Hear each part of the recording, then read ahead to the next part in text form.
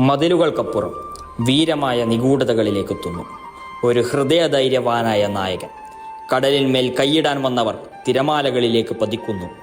അവർക്കെതിരെ ഉയരുന്നു ഒരു മാത്രവുമില്ലാത്ത പ്രതിരോധത്തിൻ്റെ ശക്തികേന്ദ്രം. സമരത്തിൻ്റെ തീരത്തുനിന്നും പ്രതിരോധത്തിൻ്റെ പടവാളുമായി ഉയരുന്ന ഒരു വീരപുരുഷൻ.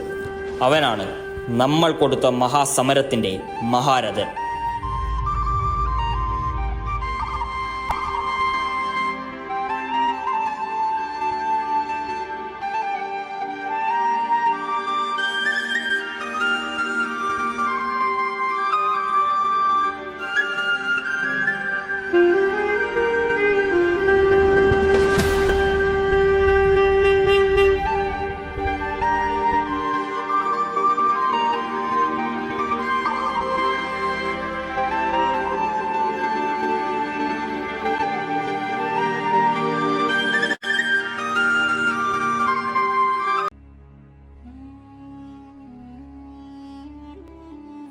കോഴിക്കോട്ടെ സാമൂതിരി രാജാവിൻ്റെ നാവികപ്പടയുടെ മുസ്ലിം നായകനായിരുന്നു മുഹമ്മദ് കുഞ്ഞാലി മരക്കാർ.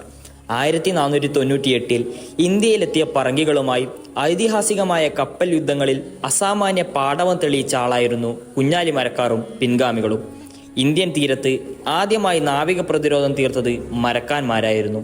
ലോകത്തിലെ തന്നെ ആദ്യ നാവികസേന തലവനായിരുന്നു മരക്കാർ. ഒരു വ്യാപാര പ്രമുഖനും കുറ്റ്യാലി മരക്കാരുടെ പുത്രനുമായ മുഹമ്മദ് മരക്കാറാണ് ആദ്യത്തെ കുഞ്ഞാലി മരക്കാർ. പറങ്കികളുടെ ശല്യം സഹിക്കവയ്യാതായപ്പോൾ അദ്ദേഹം ഒരു പറ്റം നാട്ടുകാരുമായി സാമൂതിരിയെ മുഖം കാണിച്ചു. പോർച്ചുഗീസുകാർക്കെതിരായ യുദ്ധം ചെയ്യാൻ തയ്യാറാണെന്നറിയിച്ചു. സന്തുഷ്ടനായ സാമൂതിരി കുഞ്ഞാലി മരക്കാറെ നാവികസേനയുടെ തലവനാക്കി. കുഞ്ഞാലി മരക്കാർ എന്ന സ്ഥാനപ്പേര് നൽകി. കുഞ്ഞാലി മരക്കാർ തൻ്റെ അനുയായികൾക്ക് ഒളിപ്പോരിൽ പരിശീലനം നൽകി. ഗറില്ല യുദ്ധതന്ത്രങ്ങൾ തൻ്റെ അനുയായികളെ പരിശീലിപ്പിക്കാനും അദ്ദേഹം ശ്രമിച്ചു. ആയുധങ്ങളും ചെറുവള്ളങ്ങളും അദ്ദേഹം സംഭരിച്ചു. പോർച്ചുഗീസുകാർ ഈസ്റ്റ് ഇൻഡീസ് ആക്രമിച്ചപ്പോൾ കുഞ്ഞാലി പോർച്ചുഗലിൻ്റെ കയ്യിൽ നിന്ന് ചാലിയം നേടിയെടുത്തു. കുഞ്ഞാലി രണ്ടാമൻ പോർച്ചുഗീസുകാരുടെ പേടി സ്വപ്നമായി മാറി. പോർച്ചുഗീസുകാർക്ക് ഏറെ നഷ്ടങ്ങൾ സമ്മാനിക്കാൻ കുഞ്ഞാലി രണ്ടാമന് കഴിഞ്ഞു. തുടർന്ന് കുഞ്ഞാലി മൂന്നാമൻ സാമൂതിരിയുടെ നാവിക സൈന്യത്തിൻ്റെ മേധാവിയായി. സൈന്യത്തിൻ്റെ നവീകരണത്തിൽ പ്രത്യേകം ശ്രദ്ധിച്ച അദ്ദേഹം പാശ്ചാത്യ യുദ്ധമുറകളും പടക്കോപ്പുകളും സ്വായത്തമാക്കിയിരുന്നു. ചാലിയം കീഴ്പ്പെടുത്തിയ പട്ടുമരക്കാർക്ക് സാമൂതിരി ഏറെ അവകാശങ്ങൾ നൽകി. പുതുപ്പട്ടണത്ത് ഒരു കോട്ട കെട്ടാൻ അനുവാദമേകി. പിന്നീടത് മരക്കാർ കോട്ടയായി.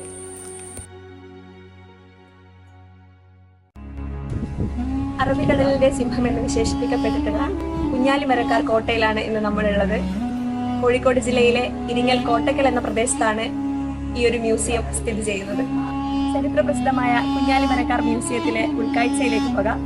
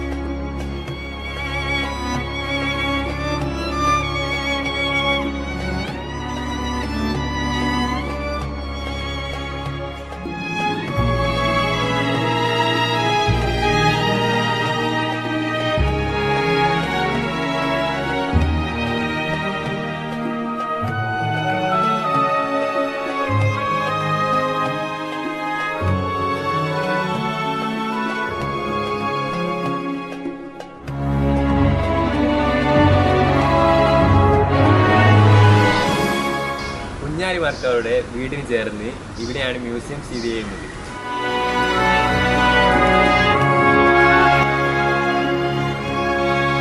ഭാഗം വെള്ളത്താൽ ചുറ്റപ്പെട്ട പ്രദേശമായിരുന്നു. ഒരു ഭാഗം മാത്രമേ കരഭാഗമുണ്ടാവില്ല. അവിടെയാണ് ഇരിങ്ങൽ പാറ ഈ ഒരു ഏരിയയിൽ വരും. അതാണ് ഇന്നത്തെ ക്രാഫ്റ്റ് വില്ലേജ് സർക്കാർ. അപ്പോൾ അതിൻ്റെ മുന്നിൽ കൂടെ വരുന്ന റോഡാണ് നിങ്ങളിപ്പോൾ വന്ന റോഡ്. കോട്ടയിലെ ക്രോസ് ആയിട്ടാണ് വരുന്നത്. അത് ഈ റോഡിൻ്റെ അപ്പുറം പുഴയാണ്, ഇതിൻ്റെ ബാക്കിൽ പുഴയാണ്. റോഡ് അവസാനിക്കുന്നത് തഴയുമ്പോഴാണ്. ഏകദേശം 1 കിലോമീറ്റർ പോയാലും അത് റോഡിൻ്റെ അറ്റത്ത് നല്ല വടകര ബീച്ച് കാണാം, സാൻഡ് ബാഗ്സ്. ഇത് കുളായപ്പാലം, മിനി ഗോവ എന്നൊക്കെ പറഞ്ഞ സ്ഥലം ഇതിൻ്റെ ബാക്കിലായിട്ട് വരും. മൂരാട് പാലം കഴിഞ്ഞ വടകര. ഇതാണ് നിങ്ങളിപ്പം കയറിയ വീട്. മരക്കാർ തറവാടായിരുന്നു. നിരവധി മുറികളുണ്ടായിരുന്നു. ഞാൻ നേരത്തെ പറഞ്ഞില്ല, നിരവധി മുറികളുണ്ടായിരുന്നു. 2 നില ഓലമേഞ്ഞ വീടായിരുന്നു. ഒരു 1/2 കിലോമീറ്റർ മുന്നോട്ട് പോലെ കുഞ്ഞാലി മരക്കാരുടെ ആസ്ഥാന പള്ളിയുണ്ട്. അപ്പോൾ ഈ 2 നിർമ്മിതികളാണ് കോട്ടക്കുള്ളിൽ അവശേഷിക്കുന്ന നിർമ്മിതികളായിട്ടുള്ളത്.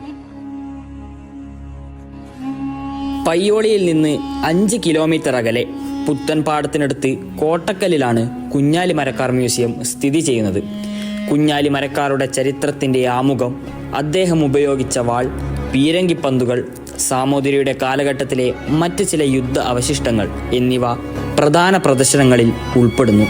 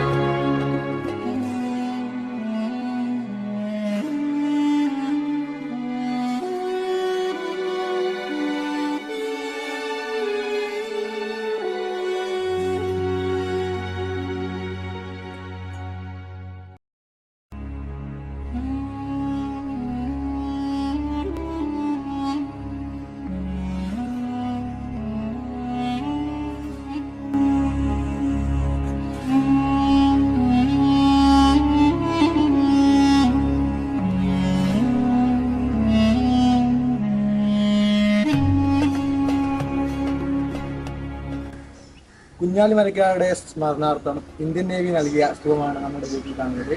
ഇതിപ്പോൾ ഈ മ്യൂസിയത്തിന്റെ ഭാഗമായിട്ട് ഇതിന്റെ കോമ്പൗണ്ടിൽ സ്ഥിതി ചെയ്യുന്നു.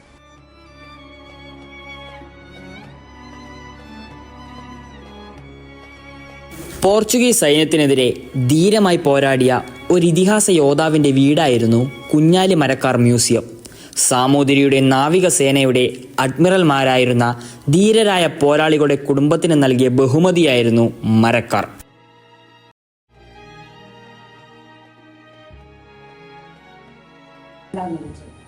കുഞ്ഞാലി മൂന്നാമൻ്റെ മരണശേഷം 4-ാമനാണ് മരക്കാർ കോട്ടയ്ക്ക് മരക്കാർ കോട്ട എന്ന് പറയുന്നത്. ആ കോട്ടയുടെയും പുതുപ്പണം അതിന് ചുറ്റുള്ള പട്ടണത്തിൻ്റെ അധിപനായിട്ട് ഇദ്ദേഹത്തിൻ്റെ കാലത്ത് സാമൂതിരിയും കുഞ്ഞാലി മരക്കാരുമാരുടെ ബന്ധത്തിൽ ചെറിയ അസ്വസ്ഥതകളുണ്ട്. അപ്പം അത് എന്തുകൊണ്ടാണെന്ന് ചോദിച്ചാൽ നമുക്ക് കൃത്യമായിട്ട് ഇന്നതെന്നാണ് പറയാൻ കഴിയും. കാലം കഴിയുമ്പോഴേക്കും കുഞ്ഞാലിയും പോർച്ചുഗീസുകാരും അതുപോലെ സാമൂതിരിയുള്ള ആ റിലേഷൻസ് അത് ചില മാറ്റങ്ങളൊക്കെ. അതിന് ഒരു ഇതായിട്ട് പറയുന്നത് ഈ 4 കുഞ്ഞാലിമാരുടെ കാലത്തിൽ 15ഓളം സാമൂതിരിമാരാണ് രാജ്യം ഭരിച്ചത്. എന്നാൽ സാമൂതിരി കുറച്ച് ഏറ്റവും എൽഡസ്റ്റ് അല്ല സാമൂതിരി, അപ്പോൾ ഒരു പ്രായമുള്ള ആളായിരിക്കും വരിക, ചിലപ്പം അയാൾ കഴിഞ്ഞ് പിന്നെ ഒരാൾ. അങ്ങനെയാണ് ഈ 15 സാമൂതിരിമാർ 15ഓളം സാമൂതിരിമാർ ഭരണം നടത്തിയെന്നാണ് ഡോക്ടർ KK കുറിപ്പ് പറയുന്നത്, ഹിസ്റ്റോറിയൻ. അപ്പോൾ ആ 15 സാമൂതിരിമാരിൽ ചില ആൾക്കാർ നല്ല ഏബിളായിരിക്കും, ചിലർ അങ്ങനെയായിരിക്കും, ചിലർ മൈൽഡായിരിക്കും, ഇതൊന്നും വേണ്ടെന്നായിരിക്കും. പിന്നെ വേറൊരു കാര്യമുണ്ട്, ഇങ്ങനെ കച്ചവടം ഫുള്ള് പോവല്ലേ, എല്ലാ കച്ചവടം വെച്ചാൽ പ്രധാനമായിട്ട് നമുക്ക് ഇങ്ങോട്ടേക്ക് വേണ്ടത് അരിക്കച്ചവടം വളരെ ഇമ്പോർട്ടൻ്റ് ആണ്. അരി പണ്ട് ഇറക്കുമതി അരി കേരളത്തിലല്ല കേരളത്തിലായിരിക്കും, കോഴിക്കോട്ടേക്ക് ഇറക്കുമതി ചെയ്യുന്ന അരിക്കപ്പലുകൾ സാധനങ്ങളൊക്കെ വിരിപ്പിച്ചിരിക്കും. അപ്പോൾ അന്ന് ജനങ്ങളുടെ മുഖ്യ സാധനം ഭക്ഷണ സാധനം അരിയാണ്. ഏറ്റവും മെയിനായിട്ട് അരി, മറ്റു പല സാധനങ്ങൾ അത്യാവശ്യ സാധനങ്ങളൊക്കെ കൊണ്ടുവന്ന് കപ്പലുകൾക്ക് ഇവർ കൊള്ളയടിക്കും, പുറത്തേക്കുള്ള കച്ചവട കപ്പൽ കൊള്ളയടിക്കും. അപ്പോൾ അങ്ങനെയാകുമ്പോഴാണ് സാമൂതിരി പലപ്പോഴും കോംപ്രമൈസ് ചെയ്യാൻ വരുന്നത്, പോർച്ചുഗീസുകാരുടെ എങ്ങനെയെങ്കിലും കുറച്ച് കോംപ്രമൈസ് ചെയ്യാൻ വിചാരിക്കുന്നത്. അതുപോലെ തന്നെ ഈ 15 സാമൂതിരിമാരെ പ്രത്യേകത എന്താണെന്ന് വെച്ചാൽ പലരും പലതരത്തിലായിരിക്കും. ഇപ്പോൾ ചിലർ യങ്ങായിരിക്കും, ചിലർ അത്ര വലിയ പ്രാപ്തി ഉണ്ടാവില്ല, വേറെ ചിലർ മൈൽഡായിരിക്കും, വേറെ ചില ആൾക്കാർ യുദ്ധം അവസാനിപ്പിക്കുന്നതൊക്കെ, അല്ലെങ്കിൽ വേറെ ചില ആൾക്കാർ വിചാരിക്കും എങ്ങനെയെങ്കിലും യുദ്ധം അവസാനിപ്പിച്ചാൽ മതി, കോംപ്രമൈസ് ആയാൽ മതി, നമ്മുടെ രാജ്യത്തിൻ്റെ സാമ്പത്തിക സ്ഥിതി മോശമാക്കുന്നു, അങ്ങനെയുള്ള പല കാരണങ്ങളുണ്ടാവും. അങ്ങനെയുള്ളത് നമ്മൾ കുഞ്ഞാലി മരക്കാർ പക്ഷെ ഒരിക്കലും ഇവരോട് പോർച്ചുഗീസുകാരുടെ ഒരു വിട്ടുവീഴ്ചയ്ക്കും ഇഷ്ടപ്പെട്ടില്ല. കുഞ്ഞാലി മരക്കാരുടെ കപ്പലുകൾ ആക്കുന്നു ഇവരെ പോർച്ചുഗീസുകാർ. അവർ കുറേ കൂടി പവർഫുള്ളായിട്ട് റെസിസ്റ്റ് ചെയ്തു. റിലേഷൻസ് വരുമ്പോൾ 4-ാം കുഞ്ഞാലിയുടെ കാലത്ത് ഇദ്ദേഹം കുറച്ചുകൂടി മുൻഗാമികളുടെ കുറെ കൂടി സ്വതന്ത്ര ബുദ്ധിയോടെ പ്രവർത്തിച്ചിരുന്ന ഒരു ഇവരാണ്. അപ്പോഴേക്ക് കുറെ കാലം എടുക്കും. 1590 16-ാം നൂറ്റാണ്ടിന്റെ അവസാനമായതായാലും 1590 മരിക്കുന്നത്. അപ്പോൾ 16-ാം നൂറ്റാണ്ട് ആ കാലഘട്ടമാകുമ്പോഴേക്കും ഇദ്ദേഹം ഒരു ഫ്യൂഡൽ പ്രഭുവിന്റെ അവകാശങ്ങളൊക്കെ സാമൂഹിക കൊടുത്തിരുന്നു. അത് മാത്രമല്ല ആ അവകാശങ്ങൾ കൊണ്ട് ആ പ്രദേശത്ത് ഇദ്ദേഹത്തിന് ഒരു പ്രാധാന്യം ഉണ്ടായിരുന്നു. അത് മാത്രമല്ല സാമൂതിരിയും കുഞ്ഞാലിയുമായിട്ട് കുറച്ച് ഇത്രയധികം കണക്റ്റഡ് ആയതുകൊണ്ട് മാത്രമായിരിക്കും ഇങ്ങനെ പോർച്ചുഗീസുകാർക്ക് എപ്പോഴും ഇവിടെ ഒന്നും ചെയ്യാൻ പറ്റാത്തുള്ള ധാരണ അവർക്കും ഉണ്ട്. അപ്പോൾ പോർച്ചുഗീസ് അതിൻ്റെ ആൾക്കാരുണ്ട്, പ്രത്യേകിച്ച് മിഷണറീസ്. അവരൊക്കെ സാമൂതിരിയും കുഞ്ഞാലിയും ഉണ്ടെങ്കിലും പോർച്ചുഗീസുകാരും സാമൂതിരിയായിട്ട് കോംപ്രമൈസിന് വേണ്ടി അവർ ശ്രമിക്കും. അങ്ങനെ ശ്രമിക്കുന്ന സമയത്ത് പലപ്പോഴും പിന്നെ ചില ആൾക്കാർക്ക് സ്വാഭാവികമായിട്ടും കുഞ്ഞാലിയോട് എല്ലാവർക്കും ഇഷ്ടമാണെങ്കിലും ചിലർക്ക് ദേഷ്യം ഉണ്ടാവില്ല. ഞാൻ കാണാൻ ചിലരുടെ പ്രത്യേകിച്ച് വിദേശികളായിട്ടുള്ള ആളുകൾ ആരെങ്കിലും. അങ്ങനെയാകുമ്പോൾ അവര് സാമൂതിരിയോട് കുഞ്ഞാലി വളരെ ഇങ്ങനെ പവർഫുൾ ആയിട്ട് ഒരു സ്വന്തം രാജാവിനെ പോലെയാണ് പ്രവർത്തിക്കുന്നത് മറ്റുള്ള കാര്യങ്ങൾ പറഞ്ഞെത്തി. അതിന്റെ കൂടെ അത്യാവശ്യം ചില കാര്യങ്ങളൊക്കെ 1-ാം കുഞ്ഞാലിൽ നിന്ന പോലെ തന്നെ ആയിരിക്കും ചിലപ്പോൾ 4-ാം കുഞ്ഞാലിൽ തന്നെ കാലം കഴിഞ്ഞില്ല. അപ്പൊ കുറച്ചുകൂടി വിധേയത്വം ഉണ്ടായില്ല. മാത്രമല്ല പോർച്ചുഗീസുകാരുമായിട്ടുള്ള യുദ്ധത്തിനിടയ്ക്ക് സാമൂതിരി ഉണ്ടെങ്കിൽ പോലും വളരെ ചില ടൈറ്റിലൊക്കെ കുഞ്ഞാലി സ്വീകരിച്ചു. കിങ് ഓഫ് ദി മൂർ എന്നൊക്കെ പറഞ്ഞ ടൈറ്റിലൊക്കെ സ്വീകരിച്ചു. അപ്പൊ അതൊക്കെ ചിലപ്പോൾ എന്തുകൊണ്ടാണ് നമുക്കറിയില്ല, അങ്ങനെ ഡിക്ലെയർ ചെയ്തു പ്രഖ്യാപിച്ചു എന്നാണ് പറയുന്നത്. അപ്പൊ അങ്ങനെ പ്രഖ്യാപിച്ചു കഴിയുമ്പോൾ അപ്പോൾ ഇദ്ദേഹം ഒരു രാജാവാകാനുള്ള ഇതുണ്ട്, അല്ലെങ്കിൽ എന്റെ ആധിപത്യത്തിനെ ചോദ്യം ചെയ്യാനാണെന്ന് സാമൂതിരിക്ക് തോന്നും. അതങ്ങനെ പറയാൻ ആൾക്കാരുണ്ടാവും.